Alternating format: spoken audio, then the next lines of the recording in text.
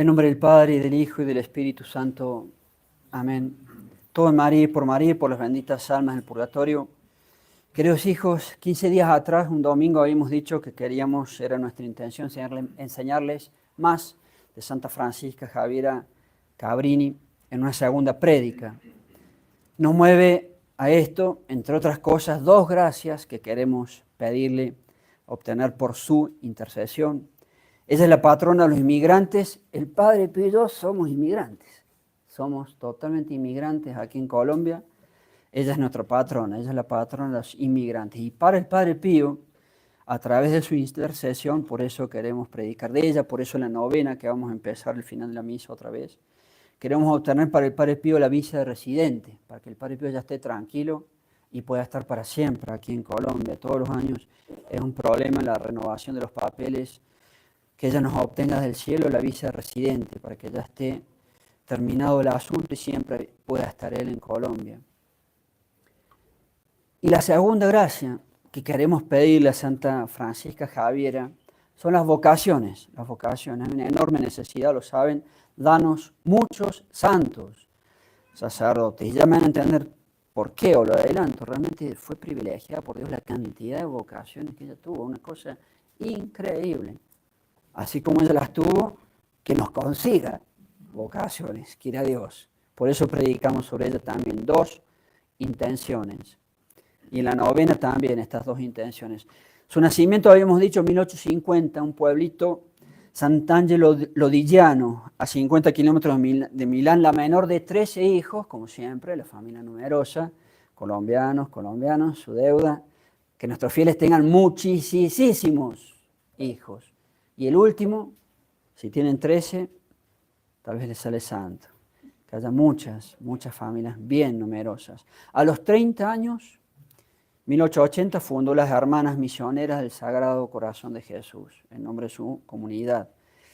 Fueron 7, con ella 8, 7 la acompañaron. Nosotros somos 2 para toda Colombia.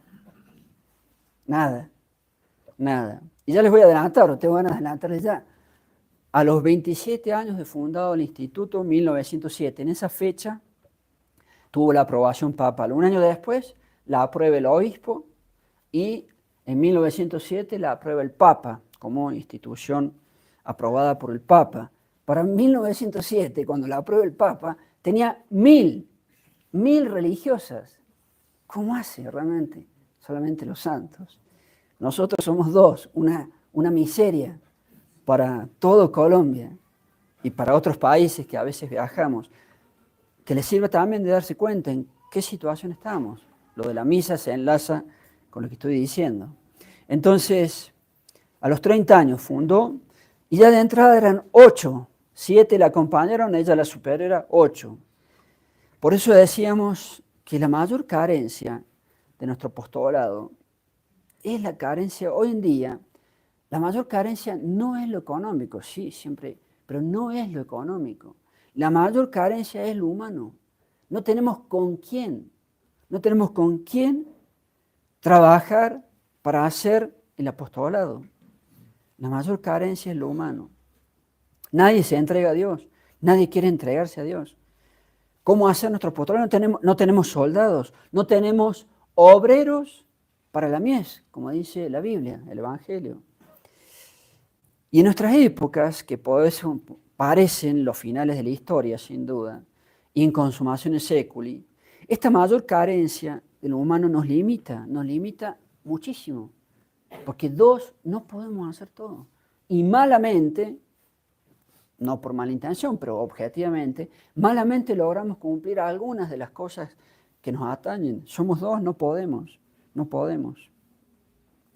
Como más de una vez decimos, este es un ejército sin hombres. Es un ejército sin hombres. No tenemos con quién luchar. El ejército de Dios es un ejército sin hombres, sin militares, sin soldados. No tiene o casi no tiene. Y casi nadie quiere sacrificar sus vidas y luchar por la causa de Dios. Uno por ahí no entiende, porque qué cosa más hermosa uno piensa, poder gastar la vida poder entregar para Dios, para la causa de Dios. Qué cosa más gloriosa, además. Qué cosa más heroica. Y sin embargo no hay nadie. No hay nadie. Luchar por Él. ¿Cómo no puede ser entusiasmante eso? Y en estos finales de la historia, muchísimo más. El hecho es que casi no hay sacerdotes, no hay seminaristas. Todo Colombia, 50 millones de seres humanos para manejar las misiones en su país, con solo 2 curas, uno de ellos obispos. Y siendo solamente 2, casi nada podemos hacer. Hay limitaciones exactamente porque no podemos inventar brazos que no tenemos. Y ella, decíamos, fue muy, muy privilegiada, muchísimas vocaciones. Les di un dato, ya les voy a dar otro. Uno se cae de espalda. Entonces le pedimos a ella, que tuvo tanto el don de tener vocaciones, que nos ayude. Ella trabajó bajo el Papa León XIII y bajo el Papa San Pío X. Y sin duda que aunque la cosa venía mal, sin duda, ya estábamos en la caída, en esa época, estamos hablando 120 años atrás, las cosas no eran como hoy. Y todavía había un montón de catolicismo en la sociedad. Hoy no queda casi nada. Y eso sin duda que dificulta las vocaciones. Pero pasar de 1000 a 2, igual, como que suena con sabor demasiado a poco. En su época había catolicismo todavía, pero la diferencia es abismal.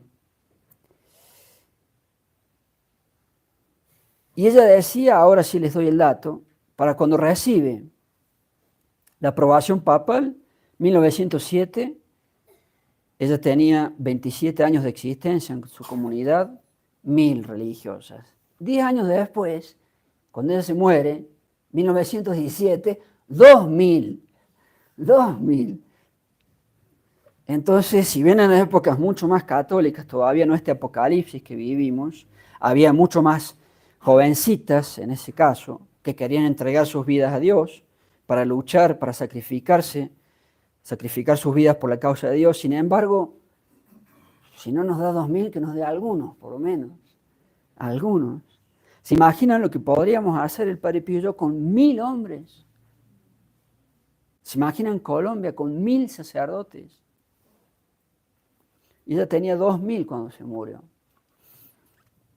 Por eso es que la mayor carencia, hay que repetirlo hasta el cansancio, no es el tema económico. La mayor carencia es siempre lo humano. Lo humano. Nos falta gente con quien trabajar para hacer la obra de Dios, el apostolado. Confiamos en que ella nos consiga, entonces, ya que fue privilegiada con las vocaciones, nos consiga desde el cielo esta gracia, tanto para las hermanas. Para el convento de las hermanas volvemos a invitar a las jovencitas que hagan su experiencia en el convento. Y mucho más, me permito mucho más, porque las hermanas son santísimas, pero no tienen los poderes del sacerdote, es una realidad. Entonces pedimos para las hermanas, y mucho más, si se puede decir así, para que pedimos por lo menos 2 sacerdotes más, pero ya listos, ya formados y ordenados.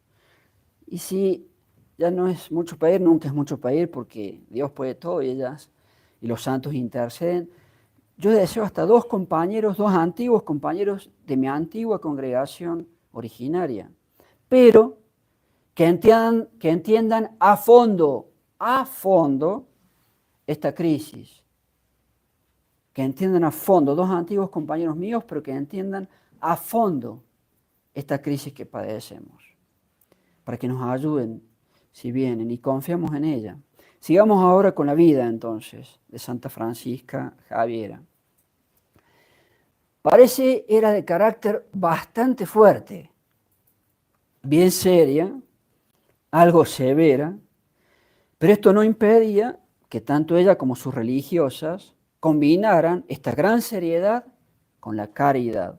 Como reza el aforismo, fortiter in re, se dice en latín, se suaviter in modo, que significa fuerte en el punto, fuerte en la cosa, fuerte en el tema de fondo, pero suave en el modo, en la manera. Una de sus frases en este orden que recomendaba a sus religiosas era: No olvidemos que seguimos al buen pastor, Dios nuestro Señor Jesucristo, que es manso y humilde de corazón. Jamás echemos una cucharada de amargura en la vida de los demás. No seamos duras ni bruscas con nadie. Que los que nos traten se vayan siempre contentos de haber sido tratados amablemente por nosotras. Y ella era bien fuerte de carácter, pero siempre estaba atendiendo a esa suavidad de la caridad. Fuerte en el fondo del tema y suave en el modo. Así deseamos o deberíamos desear ser todos. Unos años después de fundar su comunidad, se fue a Roma para obtener el permiso de fundar en la ciudad de Roma una casa. Y el cardenal vicario de Roma, que es la máxima autoridad de Roma, era la máxima autoridad de Roma después del Papa. El cardenal vicario se llamaba para la época Luigi Maria Parocchi. Le respondió que todavía no se le podían dar esos permisos que ella pedía. Pero quedó tan admirado de la bondad y la santidad de la fundadora que en la segunda visita que le hizo, ya le dio el permiso y le pidió que fundara no una casa, sino dos en Roma, una escuela para niñas y un orfanato. El domingo antepasado habíamos dicho, en 1889 viajó a Estados Unidos, quería ser misionera en China y la providencia la mandó en sentido contrario. Su última palabra, Monseñor Juan Bautista Scalabrini, que parece que fue un santo varón, le empujaba mucho a irse a los Estados Unidos, y la palabra final se la dio el Papa León XIII, cuando le consultó, ya lo dije. Y el Papa le dijo, no al oriente, sino al occidente. Y así terminó en Nueva York, en los Estados Unidos. Vamos algo para atrás. Decíamos, la menor de una familia de 13 hijos, su papá y su mamá, Agustín Cabrini y Stella Oldini. Tuvieron 13 hijos, pero tuvieron una cruz enormísima, no enorme con los hijos, porque por distintas enfermedades o causas se les fueron muriendo prácticamente todos, una cruz enorme para esta familia, pobres, al punto que terminaron sobreviviendo solamente 3. Imagínense el dolor para estos padres. Creo que murieron bastante jóvenes, tal vez por tanto dolor. Tengo el año, pero no sé la edad en que murieron. Y solamente sobrevivieron nuestra santa, su hermana Rosa, que fue capital para la educación de la santa, y su hermano Juan Bautista. Rosa, que decíamos recién, era una de sus hermanas mayores, 15 años mayor que ella, marcó mucho la educación de nuestra santa. Rosa también había querido ser religiosa, no pudo serlo, y era maestra de escuela. Y Santa Javiera Francisca también termina siendo, antes de ser religiosa, recibe el grado para poder ser maestra de escuela. Su mamá, Estela, un modelo, se dice, de madre tierna y hacendosa, por ese lado la marcó su mamá, y su hermana Rosa fue la otra gran educadora que le llevaba muchos años de edad, y Rosa era severa, tenía un rígido sentido del deber, le daba una educación estricta, con mucha disciplina, que hace bien, papás y mamás. Recuerden que van a tener que rendir cuentas de cómo educan a sus hijos. La educación con mucha disciplina hace bien. Somos naturalezas caídas. Y este tipo de educación le fue muy útil a Santa Francisca Javiera después para toda su vida. De la mamá heredó ternura y de su hermana un duro y gran sentido de la responsabilidad, de cumplir bien con sus obligaciones, con nuestras obligaciones. Que a veces a nuestros jóvenes les falta eso, porque es un defecto de la época. No se educa en la disciplina, en la vida esforzada, sino en la vida blanda. Y nos arruina eso. A los 11 años, Santa Francisca Javiera ofrece su virginidad a Dios. Increíble. Santa Rosa de Lima, que ya falta poco, a los 5 años ofrece su virginidad a Dios. Nuestra santa de hoy a los 11 años ofrece su virginidad a Dios. Y a los 19 años renueva este voto que había hecho. A los 20 años, 1870, tuvo la cruz estos 3 hermanitos que habían sobrevivido, nuestra santa, Rosa y Juan Bautista, pierden sus padres. Los dos padres mueren el mismo año en un lapso de 11 meses, 1870. Y ya quedan solamente 3 en la familia. Y cosas curiosas de la providencia, interesantes.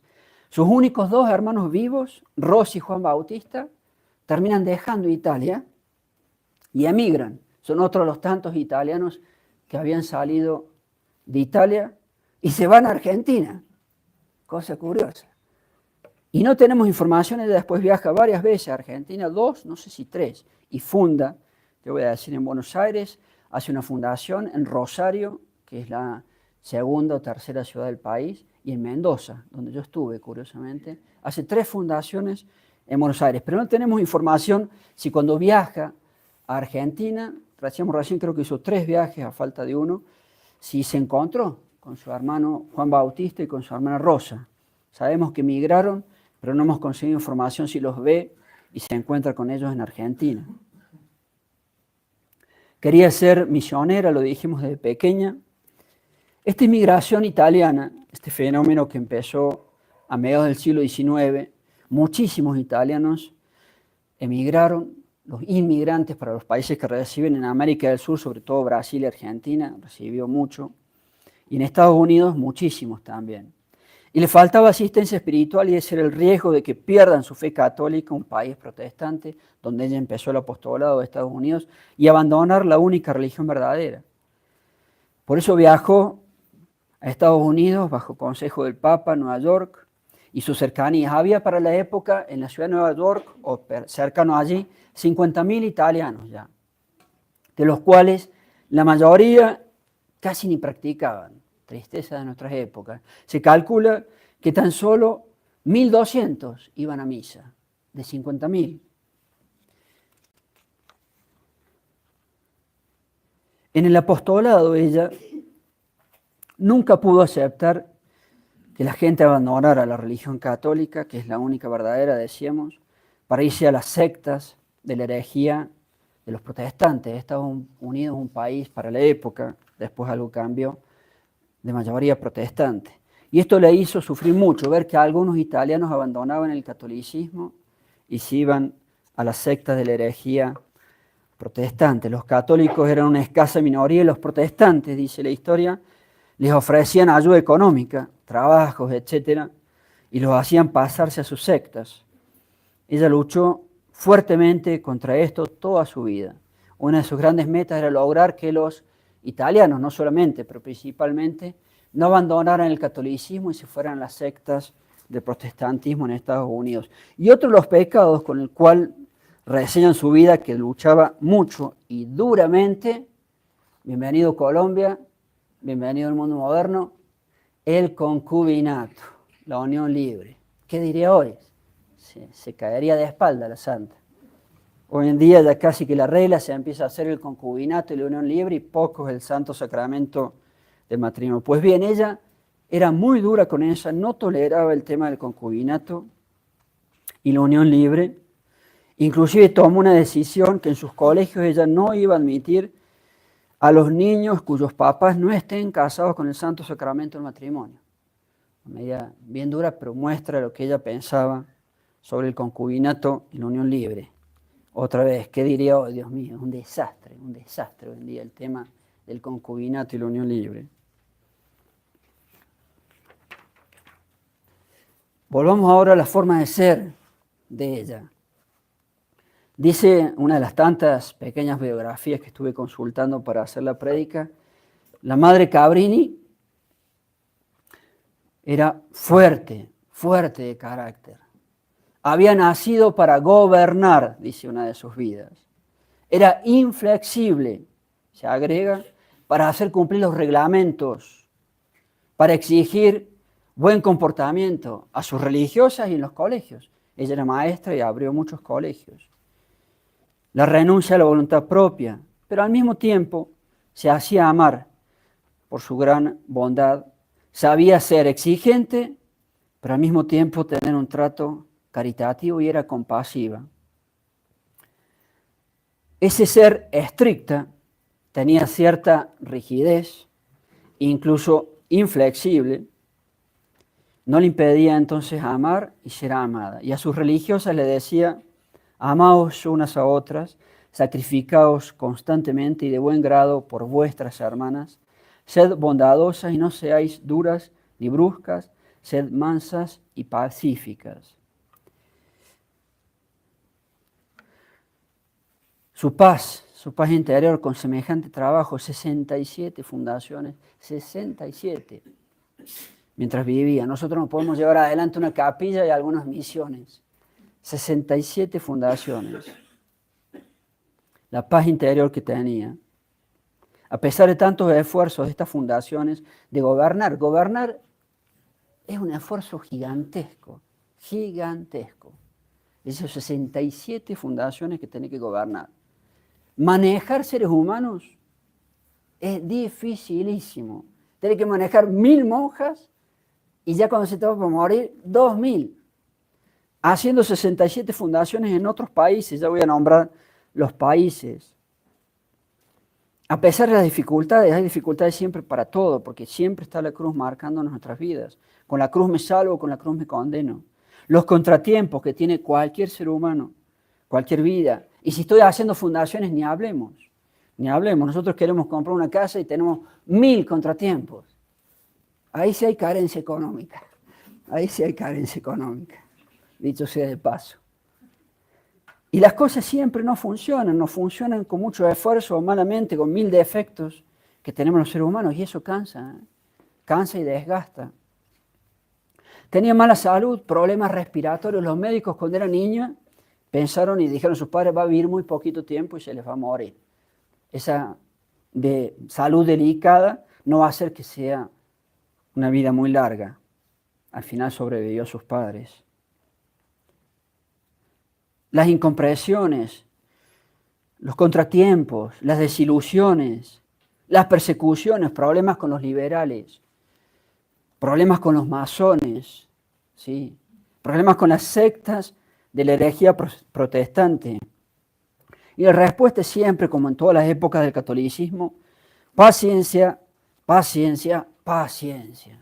Hay que tener una paciencia a prueba de todo. Y ella lograba mantener en medio de todo ese trajín paz en su alma e irradiaba, se dice, una alegría nacida de la confianza en Dios. Los hospitales, esto es un dato que me gusta particularmente. Se ve una gran admiración por Cristóbal Colón. Casi todos los hospitales que fundó, que fueron varios, yo tengo datos de 3, pero creo que fueron bastantes más, les ponía Cristóbal Colón. Como italiana, Colón era italiano, genovés. En honor de Cristóbal Colón. En inglés, Columbus, el apellido Colón. Y les voy a dar 3 ejemplos, uno ya lo nombré. En 1892, llevaba 3 años de llegada a Estados Unidos, ya tenía dinero suficiente, no solamente para su comunidad, sino para hacer un hospital. Imagínense los millones de dólares que cuesta hacer un edificio gigante como cualquiera de los hospitales que uno conoce. Tal vez para la época algo menos, pero siempre son cifras gigantescas. 3 años tenía de llegada a Estados Unidos y funda el primer hospital Cristóbal Colón, el Columbus Hospital de Nueva York, donde ella había llegado. Yo les hice alusiones del Chicago porque ella murió ahí, porque yo conocí ese. Lleva 3 años y ya funda un hospital para italianos, sobre todo. ¿Y qué pasa en 1892? El 4º centenario del descubrimiento de América. Y lo quiso hacer también por eso, porque era el 4º centenario del descubrimiento de América, 1892. Y este hospital Columbus de Nueva York, si entendemos bien, cerró sus puertas. En la actualidad ya no existe tampoco. En el año 2008 cerró sus puertas por problemas financieros. El otro ejemplo, el segundo, ya lo dije, 1905 en Chicago, el Columbus Hospital, el Hospital Colón. Y allí murió ella, 1917, demolido, ya no existe más, en el año 2002. Yo lo pude conocer porque fui en el 2000, en enero del 2000, y pude estar rezando ahí en su tumba. Pues bien, ya este segundo Hospital Colón tampoco existe. Y el tercer dato, no tuve tiempo de buscar más, pero sé que les ponía Colón, Columbus, sus hospitales, es en Seattle, Un año antes de morir, el Columbus Hospital de Seattle. Ahí tienen 3 ejemplos. Parece que era un nombre recurrente, Cristóbal Colón en su espíritu. Misionera, sin duda, una trabajadora incansable. 23 viajes transatlánticos en barco. En la época era mucho más lento todo, mucho más cansador, mucho más largo el tema de los barcos y, por supuesto, el riesgo de las tormentas, sin duda. 23 viajes transatlánticos. Podría ser nombrada patrona de los viajes y los viajeros internacionales. 67 fundaciones, decíamos recién. Empezó en Estados Unidos, varias allí. Fundó en Nicaragua, estando viva. Fundó en Costa Rica. Fundó en Panamá. Colombia no, tristemente. Fundó en Brasil, en San Pablo y en Río de Janeiro. En Argentina, hemos dicho, 3 fundaciones, Buenos Aires, Rosario y Mendoza. Y su hermano Rosa y su hermano Juan Bautista allí. Si alguna vez alguien sabe si se encontró con ellos, me interesaría el dato. En Chile, cruza toda la Argentina de punta a punta, de este a oeste, para ir a Chile. Cruza la cordillera de los Andes en una mula, como eran los viajes todavía, a principios del siglo XX. Imagínense el cansancio que es eso. Y funda en Chile. Efectivamente, funda en Chile. Miren los esfuerzos de los viajes para la época. Y con base en Italia fundó en Francia, que fue la primera nación de Europa donde tuvo una casa, Polonia, Inglaterra. En España fue llamada por la reina de la época, María Cristina de Habsburgo, esposa del rey Alfonso XII. Y las dificultades que iba teniendo, creo que en particular la de Buenos Aires fue bastante, no sé si decir conflictiva o difícil. Ante tantas dificultades y las objeciones, pongamos esa palabra, que le hacían a la fundación, su respuesta: ¿quién llevará a cargo esta obra? ¿Nosotras o Dios? ¿Quién llevará a cargo esta obra? ¿Nosotras o Dios? Ese deseo de la gloria de Dios y la salvación de las almas, llevar con tanto esfuerzo viajes, lugares, personas, y lograr en definitiva que los prójimos o el prójimo conozca, ame y sirva a Dios, como en el catecismo: conocer, amar y servir a Dios, como buenos hijos, como buenos católicos. León XIII, el Papa, podemos decir que fue el gran custodio de su comunidad. Todas las comunidades han tenido, a veces las que han tenido este don de Dios tan especial, como un Papa protector. De Don Bosco fue Pío IX. De ella, León XIII. Y de, ¿cómo se llama esta comunidad? Que era un discípulo de Don Bosco. No me quiero equivocar el nombre. San Pío X fue el protector. La Divina Casa, la Divina Providencia, ahora se me dio el nombre, con Luis Orione, que se encargaba de las personas más mutiladas o con malformaciones de nacimiento de la sociedad. Los protegía mucho San Pío X. Pero para ellas, el Papa León XIII. Y él le decía: la Iglesia abraza su instituto. Tiene un gran concepto de ella. Trabajemos, le decía el Papa, trabajemos 2 veces, que después será muy hermoso el paraíso. Y ella transmitía una frase similar a sus religiosas: trabajemos, trabajemos, decía ella, luego tendremos la eternidad para descansar. O sea que hay que estar siempre rendidos. Pero es cierto, los santos han sido así. Trabajemos, trabajemos, luego tendremos la eternidad para descansar. Y si bien esto que voy a decir ahora es importantísimo, si bien fue una trabajadora incansable, pero ella tenía muy en claro el principio católico de la vida interior, porque si no las cosas no sirven. Trabajadora incansable, pero tenía muy en claro el principio de la vida interior contra el activismo, el trabajar sin vida interior, contra el activismo, contra el americanismo. De hecho, se terminó llamando así eso, americanismo, por los de Estados Unidos. Santa Francisca Javiera tenía bien comprendido que el trabajo, una intensa actividad de apostolado, no sirve y no basta sin la unión con Dios, sin la unión con Dios. Sin la unión con Dios se vuelve algo que no es de Dios, pura actividad externa, si no tiene el fundamento de rezar mucho. y no da verdadero fruto. Entonces, contra el activismo, la verdadera vida interior, contra el tema de hacer puras acciones exteriores todo el tiempo, la vida interior. El apostolado está mal planteado si yo puro externo y no rezo, no sirve. Y termina mal muchas veces el apóstol. Muchas veces termina mal el apóstol, cuando es pura actividad y no tiene un fundamento de oración, de vida interior. Entonces lo fundamental en la oración es el alma de todo apostolado. Igualmente insistía, como todo santo, en el sacrificio. No existe catolicismo sin hacer sacrificio. Y sus religiosas, o para sus religiosas, por ejemplo, ella no quería la comodidad, no quería que lleven una vida cómoda, porque eso enfría el espíritu, entibia el espíritu. Volviendo al tema de la vida interior, consciente de esto, la necesidad de la oración para que el apostolado sea real, sea de verdad católico, sea de verdad de Dios, para el bien del apóstol inclusive. Prescribió entonces ella para sus hermanas, que eran de vida activa, muchas horas de oración, muchas horas de oración. Es el fundamento del apostolado, para que no sea algo vacío, un puro bronce que suena, dice San Pablo.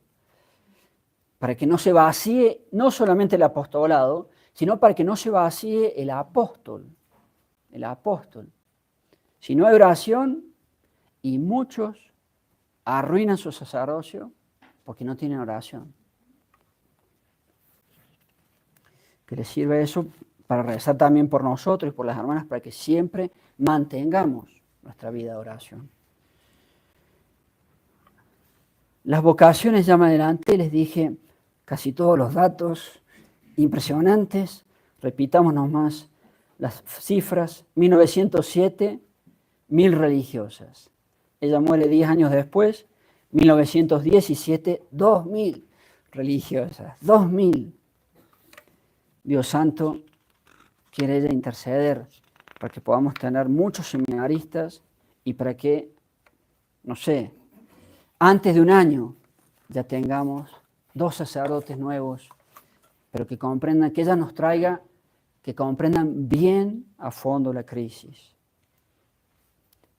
La canonización de ella, un dato también muy curioso y que ahí se muestra a través de la providencia cuánta santidad tenía ella, porque Dios maneja así, con su providencia. Cuando uno ve que un santo es muy rápidamente declarado santo, hay algo de Dios allí y muestra su gran santidad. Decíamos, muere en diciembre, 22 de diciembre, muere en diciembre de 1917, 67 años de edad.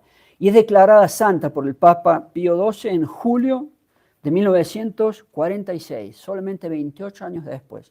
Cuando uno ve la historia de los santos y cuántos han demorado a veces las canonizaciones, las declaraciones de santa, es muy rápido, no es común, es bastante poco común. Y Pío XII, en el discurso de su canonización, dice, entre otras cosas, alma ricamente dotada por la naturaleza y por la gracia. En ella se dieron cita la audacia y el valor, la previsión, la vigilancia, la constancia. La desconfianza en sí misma se tradujo en confianza inmensa en Dios. Fue la misionera del Sagrado Corazón.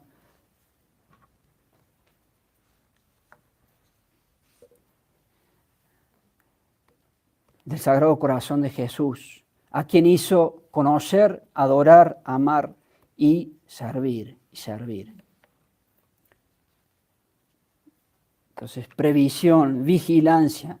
Como decía alguien, todos somos buenos, pero vigilados somos mejores, decía alguien. Bueno, ella vigilaba a sus monjas, las tenía controladas.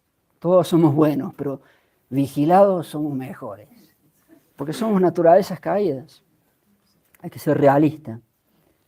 Aprovechaba los largos viajes, sobre todo en barco, para escribir. No escribió ni un solo libro, pero sí tuvo una correspondencia muy abundante, cartas con consejos, instrucciones, etc. Y se logró editar parte de ellos también en Buenos Aires. Qué honor para mi patria. Año 1957.